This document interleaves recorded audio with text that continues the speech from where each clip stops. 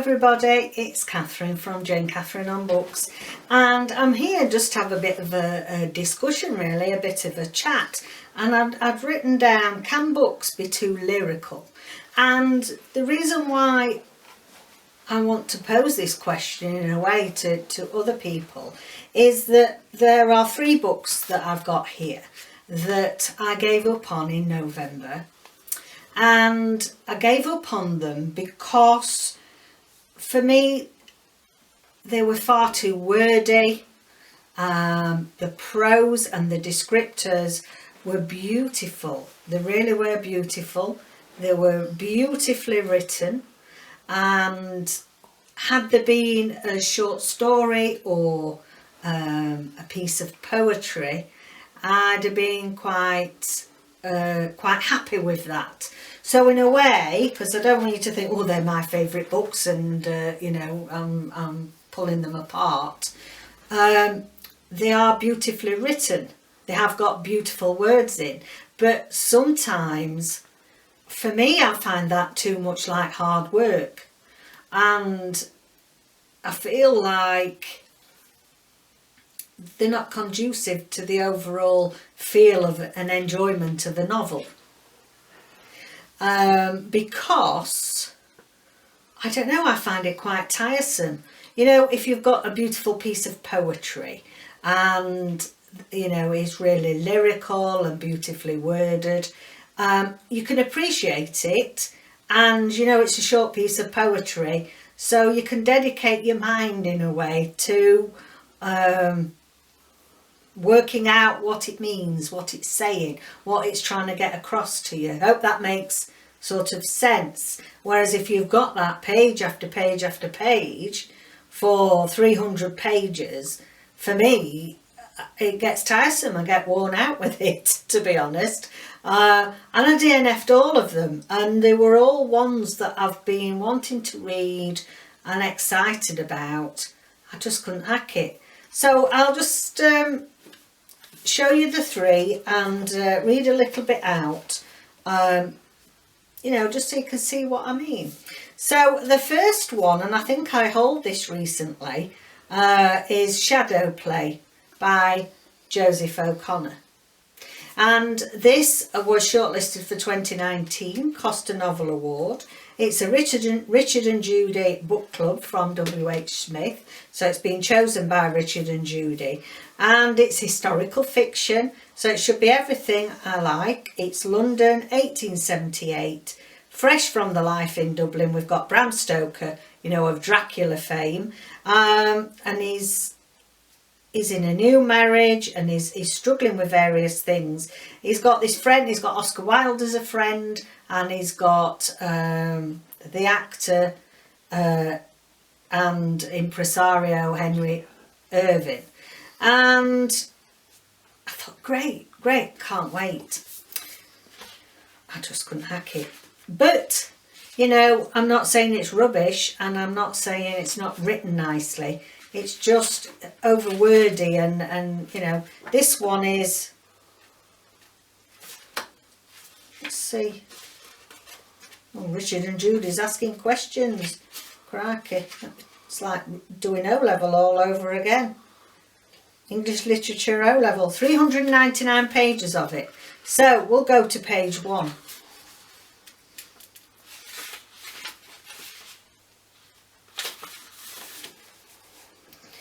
Out of the gathering swirls of mist roars the hot black monster, screeching and belching its acrid bilious smoke, a fetor of cordite stench. Thunder and cinders, coalman and boilerman, black cast iron and white hot friction, rattling on the roadway of steel and olden oak, as dewdrops sizzle on the flanks. Foxes slink to lairs, fawns flit and flee, hawks in the yews turn and stare. And then it goes on to say, in the dimly lit first-class compartment of the dawn mail train from King's Cross, 2 gentlemen of the theatre are seated across from one another. Okay, so you can see a bit of an example there. And then just read this bit out. And I like books that are very descriptive. I always used to like writing essays as a young child, and I know, as you say, I've got very descriptive writing, but I felt this was all too much. Returned to his little room in the boarding house on the seafront. He puts a kettle on the bachelor's stove in the ingle nook and prepares to shave. His 9th home in 16 months, always little flats and bedsits. Probably he'll move again soon. The thought of the evening meal with his fellow boarders settles like dust. A quintet of perfect, mutually uncomprehending misery, failure, mummery and halitosis. A tableau vivant on a good day, of all chances all gone, of peas on the knife eating hideousness. What dystopia of roaring shame has he wandered into, and he must share a table with, this confederacy of the damned? So a couple of what I'd like to give as examples of beautifully written, and it sounds really lovely, but when you've got all that constantly, it gets too much. Well, it did for me, so I've stopped that one. Okay then, the next one, The Starless Sea, Erin Morgenstern. Now, I was really looking forward to this coming out. I'm not a big dystopian fan. I'm not a big fantasy science fiction fan, as you know. I was very surprised that I really loved The Night Circus by this author, and I gave it 5 stars. I really enjoyed it. I'm not saying I understood it all, but I really enjoyed it. So I was looking forward to this. I've only just picked this up actually because there was a lot of hype around when this was coming out, because I think so many people loved The Night Circus that you know, everybody was waiting for this, and there was a lot of hype about it. And as you know, I don't like to read hyped books when all the fury's going on, so I've left it a while. And I have to say, and I don't think I'm the only one, because I was looking on Goodreads what other people had put, did make sense. I mean, I've read quite a bit of this one. I think I got as far as about 150, and I can't make head nor tail of it, but very beautifully written. So I'll give you a little example of this. So this is called Sweet Sorrows, Lost Cities of Honey and Bone. In the depths there is a man lost in time. He has opened the wrong doors, chosen the wrong paths, wandered further than he should. He is looking for someone, something, someone. He does not remember who the someone is, does not have the ability, here in the depths where time is fragile, to grasp thoughts and memories and hold on to them, to sort through them, to recall more than glimpses. Sometimes he stops, and in the stopping the memory grows clear enough for him to see her face or pieces of it, but the clarity motivates him to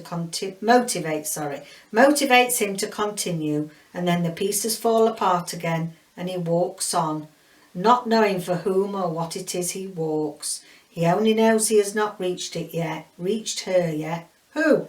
He looks towards the sky that is hidden from him by rock and earth and stories. No one answers his question. There is a dripping he mistakes for water, but no other sound. Then the question is forgotten again. He walks down crumbling stairs and trips over tangled roots. He has long since passed by the last of the rooms with their doors and their locks, the places where the stories are content to remain on their shelves. He untangles himself from vines blossoming with story-filled flowers. He has traversed piles of abandoned teacups with text baked into their crackled glaze. He has walked through puddles of ink and left footprints that form stories in his wake that he did not turn around to read. Now, if that was just a poem, and that's the poem, and I think that, you know, I think that's lovely. That's beautiful. It's very lyrical. The way it's put together, the way it's formed. But as a novel, to me, and I'm going to stick my neck out and say, it's nonsense. You know, nonsensical. And poetry can be like that. But this is a novel. And it goes on like this. And by page 150, I just haven't got a clue. I hadn't got a clue what was going on at all. I must be thick. Perhaps it's me. Perhaps I'm just thick. So you can, you know, I wanted to give you another example of what I'm meaning. I'm not saying that the writing's rubbish or that, you know, this lady, you know, she did very well out of the Night Circus. But for me, it doesn't work in a novel format. And when, you know, every page is like this and you think, this is just words, the beautiful words on the page, but they're not really telling me a story. So I had to give up on that, unfortunately. It's costing me a fortune. And then the last one was a non-fiction. Now, it's not one that I put on my TBR, but I came across this. It was on my Kindle. And it's now lost the page I want to read to you again.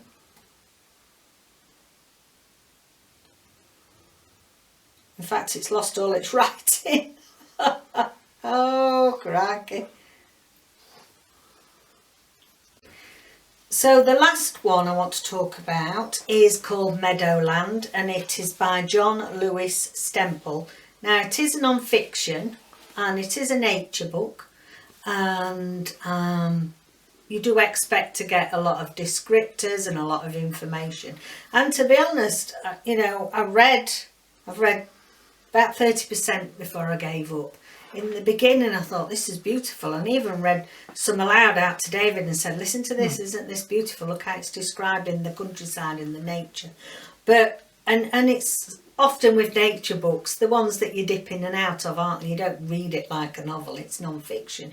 But nevertheless, it was still a bit too wordy for me, and a bit too, I know all the Latin names for everything sort of spiel.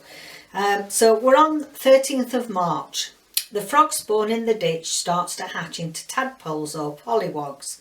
The Latin name for the larval stage of the frog is derived from the Middle English polwiggle, made up of the same pol, head, wiggle to an accurate enough descriptor for these spermy beings. Like the sea, the red soil of Hertfordshire is never constant in its colour. In the banks of the ditch, at the dry top under the lee of the hedge, it is the pink of poached salmon in the rose of haze of another springy, uplifting March afternoon. The effervescent mole heaps are the purple of berries, as though the earth is in fruit. Do you know what I mean? It's like I went all that way without a comma or anything. Despite the clenching cold, the temperature must be edging towards 6 degrees centigrade. That grass needs to flush to grow with uncontrollable abandon. Some of the signs of spring are negatives, less about what is a coming in, more about what is a going out. The field fares are heading north in the evening. The birds, as John Clare declared, they come and go on a winter's chilling wing, and seem to spare no sympathy with spring. From now until October, the sward of the field will never be constant in its colour. Another belting of snow on the 11th of March is not enough to hide the emergent celestial wood anemones in the copse, or 3 plucky dandelions in the field proper. 3 days later, a red-tailed bumblebee, Bombus pretorum, flies grass-top high, winding in and out of the fast multiplying dandelions. So it just, you know, for me, it just got all too much. And I'm wanting to hear about the nature, and it's good that I learnt things, you know, it's quite educational, but I just finding it far too wordy and just gave up on it because, you know, it felt too much like hard work. Now, if I pick this up, perhaps, you know, my book reading tastes have changed a little bit with the pandemic and everything. and I think we haven't quite got the same attention span, I'll be honest about that. Yeah, I just sort of 3 books that I found that beautifully written, but didn't make a whole book for me. So there we go. Let me know what your thoughts are on this. Have you come across books that you think, yeah, that's beautiful, that's like poetry, but have not enjoyed the book because, you know, you weren't really getting to grips with any sort of plot because it was all just lyrical, beautiful writing? So yeah, let me know what you think. And thanks for joining me. Don't forget to like and subscribe, and I'll see you again next video. Bye for now.